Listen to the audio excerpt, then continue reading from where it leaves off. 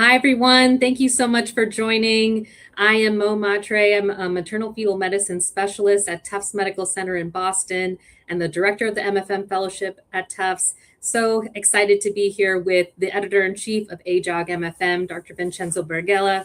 Vincenzo, nice to see you. Hey, good to see you, Mo. So for those of you who are unfamiliar with our format, we go through the latest issue of AJOG MFM, and we select 4 articles that we want to highlight, the editor's choice highlights of articles that we think are of a rigorous study design or have an important topic that will be applicable to managing pregnant patients either in the office or on the labor floor. And we try to pick articles as well that are important not only to our MFM colleagues, but also to all of the other obstetrics providers who care for pregnant patients. So our generalist colleagues, family medicine doctors, nurse practitioners, midwives, PAs, everyone. And so we're going to do a high-level visual summary from visual abstracts I've made myself, just to give an overview of each paper. But we really encourage you to read the papers in detail on ajogmfm.org. And with that, Vincenzo, why don't you get started with our first paper? Thanks, Mo.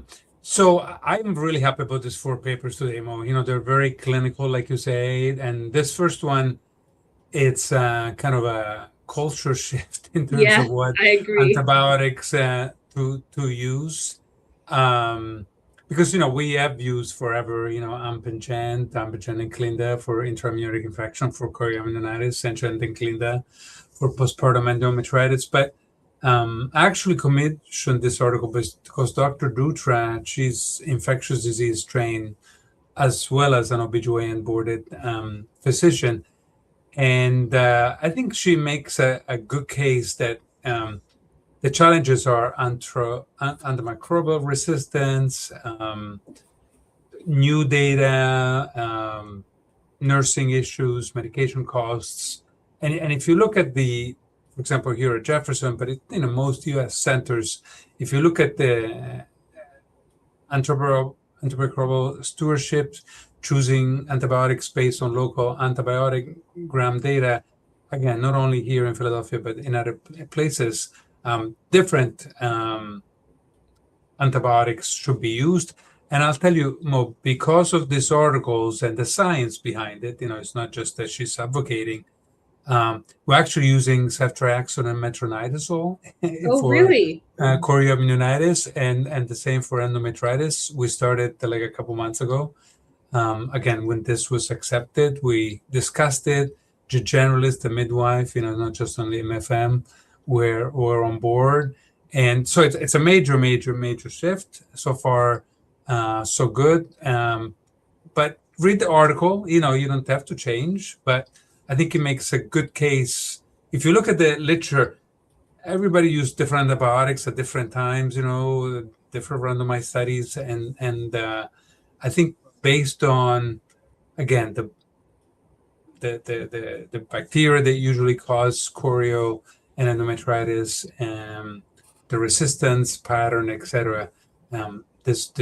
She makes a good case for this being the better regimen. Yeah, major change. I definitely think that what I liked about this paper, she also highlighted the importance of looping in with infectious disease and having a really multidisciplinary review of the specific local data, right? Because everyone's institution, the bacterial resistance is a little different, and so really tailoring it to your patient rather than following what is currently still the standard recommendations may be something to really consider. So I found this a really interesting paper. It definitely shifted the goalposts a little bit in terms of what we think about for antibiotic coverage. So I encourage all of you to read this. The next paper I thought was also a really wonderful expert review on magnesium sulfate for neuroprotection. These were done by our MFM colleagues at Brown and Women and Infants Hospital, looking at really taking the large or the multiple clinical trials that have been done. All of them have found that magnesium sulfate is helpful in reducing the rates of cerebral palsy, as well as death in infants born before 32 weeks.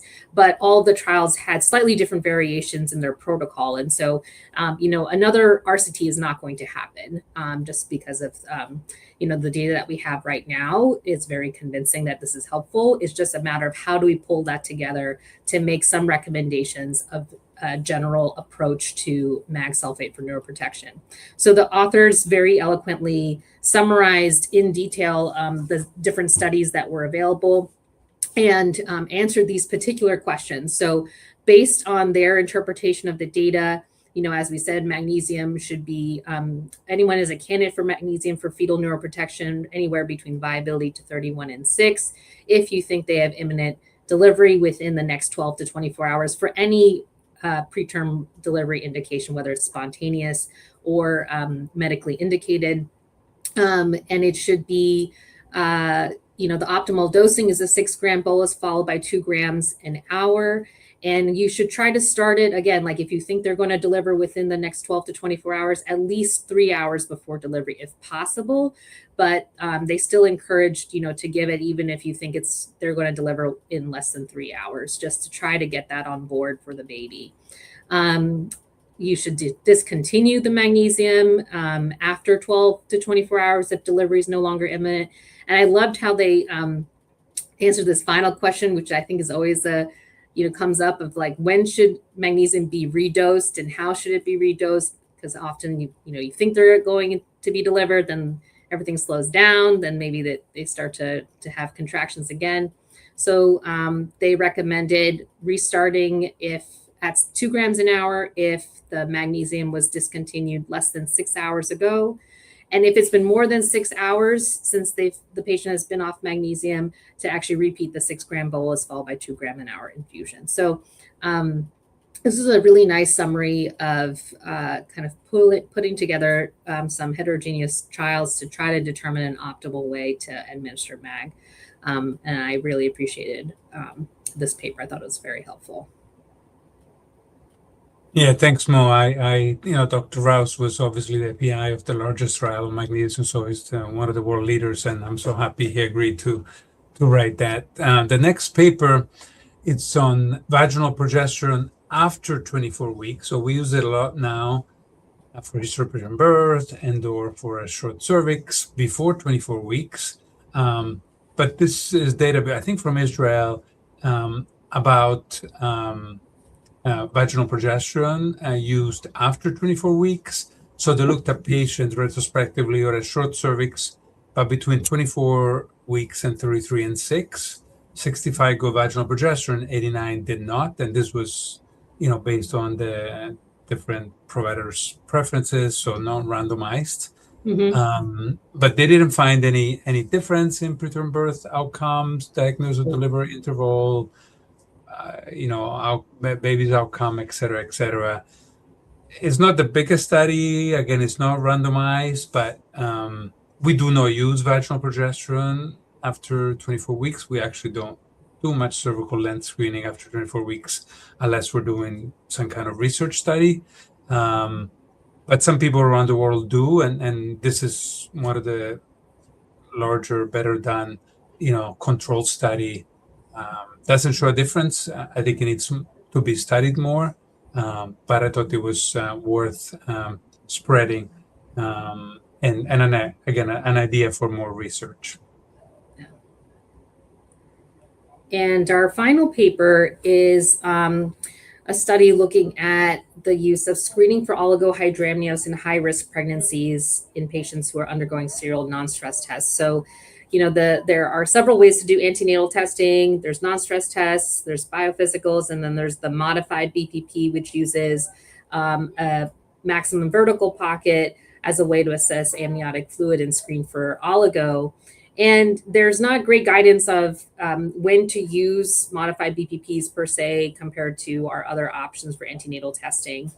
And, this group wanted to assess in the current, contemporary high-risk population that's undergoing antenatal testing, how often does oligo actually happen and what indications are most likely to be associated with oligohydramnios? So they did a retrospective cohort study. This was performed at Penn of singleton pregnancies who had antenatal testing starting at 28 weeks.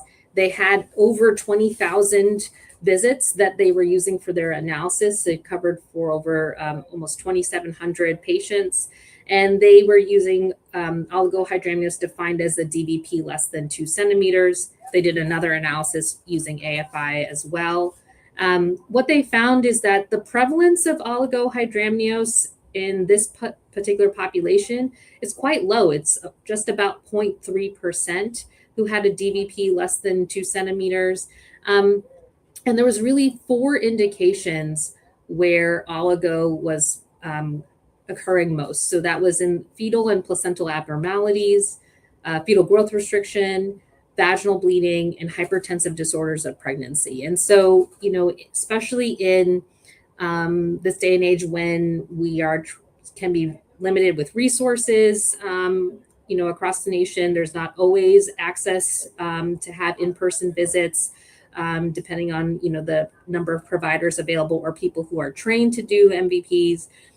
By tailoring your antenatal testing to really only be screening for oligo in these particular indications may be a better use or strategy for this patient population. So I thought this was really interesting of trying to kind of identify what might be the best way to use your resources and screen appropriately in a high-risk patient population.